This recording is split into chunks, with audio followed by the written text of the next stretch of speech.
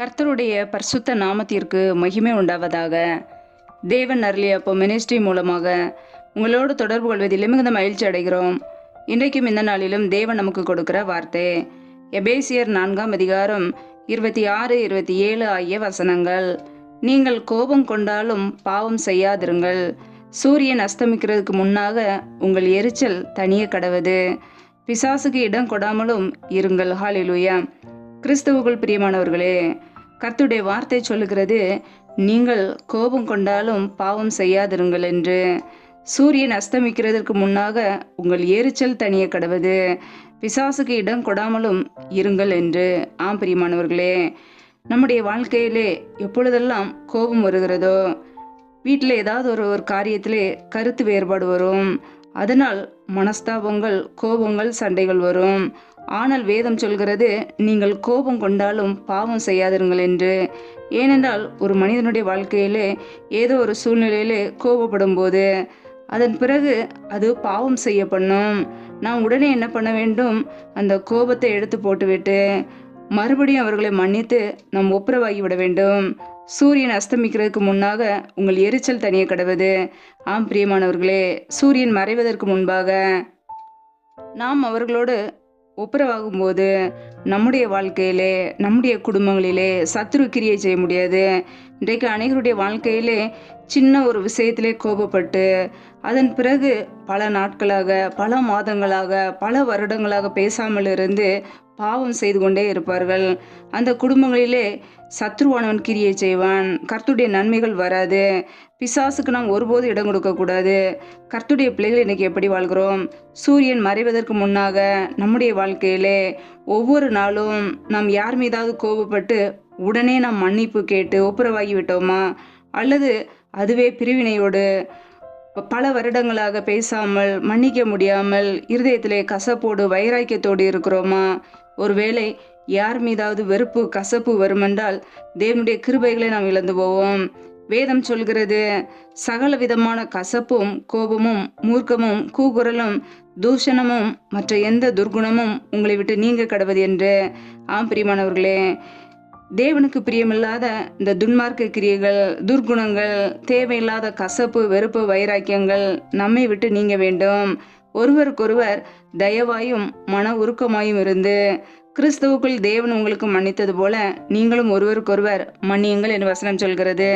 ஆம் பிரியமானவர்களே, நம்முடைய வாழ்க்கையிலே மற்றவர்களை நாம் மன்னிக்க வேண்டுமா? நம்முடைய வாழ்க்கையிலே ஒவ்வொரு நாளும் ஏதோ ஒரு காரியத்திலே கோபம் வரும் பொழுது அதன் பிறகு பாவம் செய்யாதபடிக்கு நம்முடைய வாழ்க்கையிலே அவர்களை மன்னிக்க நாம் அழைக்கப்பட்டிருக்கிறோம். ஹல்லேலூயா. வேதம் அதையே நமக்கு கற்றுக் கொடுக்கிறது. ஏனென்றால் மற்றவர்கள் மீது வெறுப்போடு, கசப்போடு வாழும்போது நாம் சத்ருக்கு இடம் கொடுக்கிறோம். ஒருபோதும் சத்ருவானவனுக்கு இடம் கொடாதபடிக்கு அவனுக்கு நாம் எதிர்த்து நிற்க வேண்டும். தேவனுடைய வார்த்தைகளுக்கு கீழ்ப்படிந்து பிசாசுக்கு எதிர்த்து நிற்க வேண்டும். ஹல்லேலூயா. கர்த்தருடைய பிள்ளைகள், ஒரு வேளை கோபம் வரலாம். கோபம் வந்தாலும் உடனே நாம் அதை சரி செய்து கொள்வோம். அது நம்மை விட்டு நீங்க வேண்டும். ஒவ்வொரு நாளும் அந்த பகையோடு, வைராக்கியத்தோடு வாழும்போது, மாம்சத்தின் கிரியைகள் நமக்குள்ளே செயல்படும் போது தேவனுடைய ராஜ்யத்தை சுதந்திரிக்க முடியாது. ஹல்லேலூயா. வேதத்திலே நாம் பார்க்கிறோம், கலாத்தியர் 5ஆம் அதிகாரம் 20ஆம் வசனத்திலே, கோபங்கள், சண்டைகள், பிரிவினைகள், இப்படிப்பட்ட காரியங்கள் இருந்தால் தேவனுடைய ராஜ்யத்தை சுதந்திரிப்பதில்லை என்று வேதம் சொல்கிறது. ஆம் பிரியமானவர்களே, நமக்குள்ளே ஆவியின் கனிகள் செயல்பட வேண்டும். அன்பு காணப்பட வேண்டும். அன்பு நமக்குள் இருக்கும்போது மற்றவர்களை மன்னித்து விடுவோம்.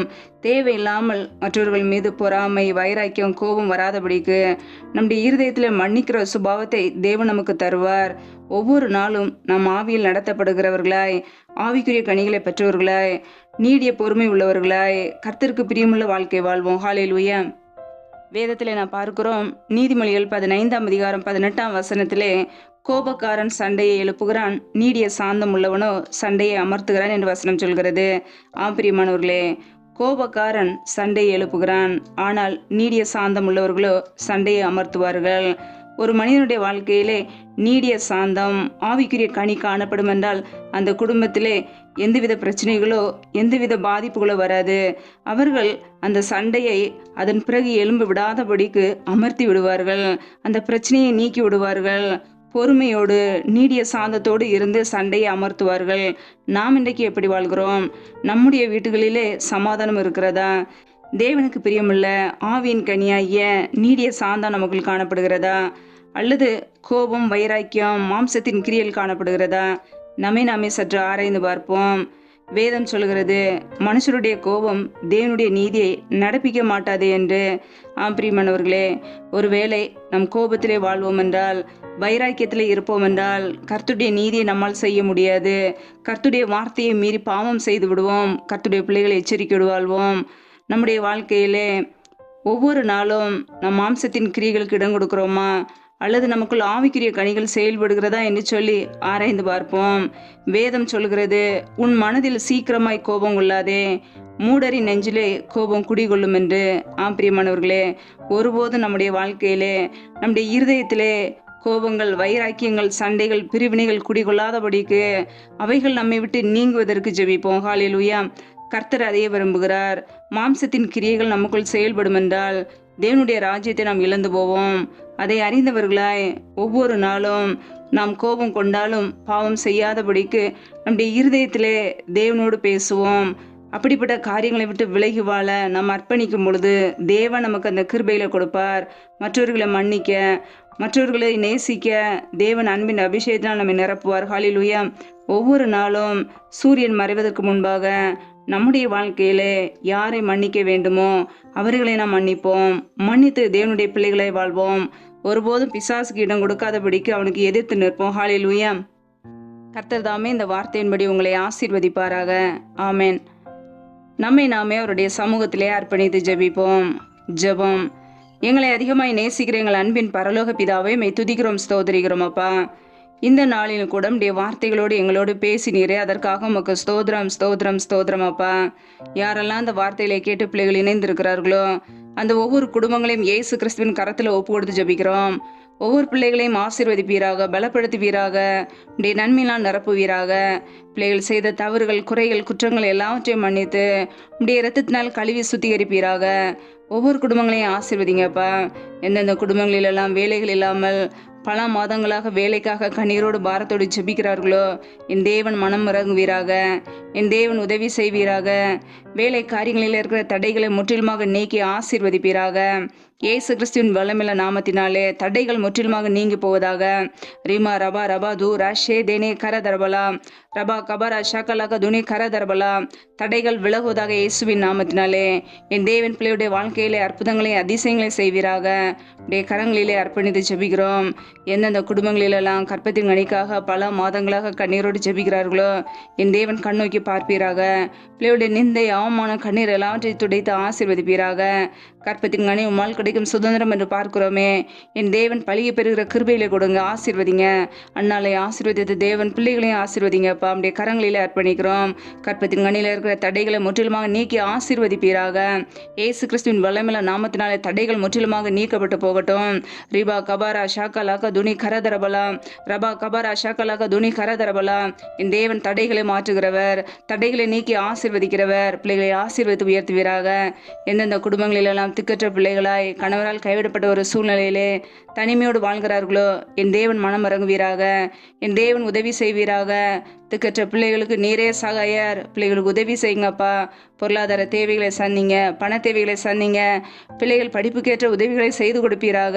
என் தேவனே ஆசீர்வதிங்க, உயர்த்துவீராக. எந்தெந்த குடும்பங்களிலெல்லாம் கணவன் மனைவிக்கிடையே பிரிவினையோடு, குழப்பத்தோடு, சண்டையோடு வாழ்கிறார்களோ என் தேவன் அந்த குடும்பத்தை கண்ணோக்கி பாருங்கப்பா. அந்த குடும்பத்திலே பிரிவினையின் ஆவிகள் இயேசு கிறிஸ்துவின் நாமத்தினாலே வெளியேறட்டும். சத்ருவானன் கொண்டு வருகிற பொல்லாத கிரியைகள் இயேசு கிறிஸ்துவின் நாமத்தினாலே வெளியேறட்டும். ரிபா கபாரா ஷாக்கலாக துனா கர ஷாக்கே லேதேனே கர தரபலாம் ரபா கபாரா ஷாக்கா லதேனே கர தரபலாம். என் தேவன் ஆசீர்வதிங்க. சமாதானத்தில் நிரப்புவீராக, சந்தோஷத்தினால் நிரப்புவீராக. என் தேவன் குடும்பங்களை கட்டுகிறவர், குடும்பங்களை இணைக்கிறவர், ஆசீர்வதித்து உயர்த்துவீராக. அப்பா, இந்த இரவு நேரத்தில் உடைய சமூகத்திலே தாழ்த்துகிறோம். எந்த சத்ருவின் கிரியைகளோ, நாச மோசங்களோ, பொல்லாப்புகளோ, தீமைகளோ, மரண பயங்களோ, இக்கட்டான நிலைமைகளோ வராதபடிக்கு வேலையடைத்து எங்களை பாதுகாத்துக் கொள்வீராக. உடைய சமூகத்தை தாழ்த்துக்கிறோம். இந்த இரவு நேரத்தில் இன்பமான நித்திரை கொடுங்க. நல்ல சொப்பன தரிசனங்களை வெளிப்படுத்துங்க. வரப்போகிற காரியங்களை குறித்து ஒவ்வொரு நாளும் எங்களோடு பேசுங்கப்பா. அதிகாலையில் எழுந்து உடைய சமூகத்திலே காத்திருக்க புது பலனை பெற்றுக்கொள்ள எங்களை அர்ப்பணிக்கிறோம். எங்களுடைய வாழ்க்கையிலே எந்தவித தீமையும், இருதயத்தில் பகையும், வைராக்கியமும், கோபங்களும் இல்லாதபடிக்கு நாங்கள் உமது பிள்ளையாய் வாழ எங்களுக்கு அர்ப்பணிக்கிறோம். எங்களுக்கு அதற்கேற்ற கிருபைகளை கொடுப்பீராக. ஆசீர்வதிங்க, பலப்படுத்துங்க. ஒவ்வொரு நாளும் உடைய வார்த்தைக்கு கீழ்ப்படிய பிசாசுக்கு எதிர்த்து நிற்க எங்களை அர்ப்பணிக்கிறோம். ஆசீர்வதிப்பீராக. யாரெல்லாம் மரண பயத்தோடு இக்கட்டான சூழ்நிலையில் இருக்கிறார்களோ என் தேவன் உதவி செய்யுங்கப்பா. ஆசீர்வதிங்க. சத்ருவானன் கொண்டு வருகிற மரண பயங்கள், இருளின் அதிகாரங்கள், தேவையில்லாத தீமையான காரியங்கள் எல்லாவற்றிற்கு விலக்கியே அப்படியே இரத்த கோட்டைகளை எங்களை வைத்து பாதுகாத்துக் கொள்ளுங்க. அப்படியே கிருபைகளை எங்களை அர்ப்பணிக்கிறோம். எங்களை தாழ்த்துகிறோம், அர்ப்பணிக்கிறோம், வெறுமையாக்குகிறோம். எல்லா துதி கன மகிமை எல்லாம் ஒருவருக்கே செலுத்துகிறோம். இயேசு கிறிஸ்துவின் மூலம் ஜெபிக்கிறோம் எங்கள் ஜீவன் உள்ள நல்ல பிதாவே. ஆமேன். கர்த்தர் தாமே உங்களையும் உங்கள் குடும்பங்களையும் ஆசீர்வதிப்பாராக. ஆமேன். Thanks for watching. Please subscribe our channel. Click the like and share. Click the bell. God bless you.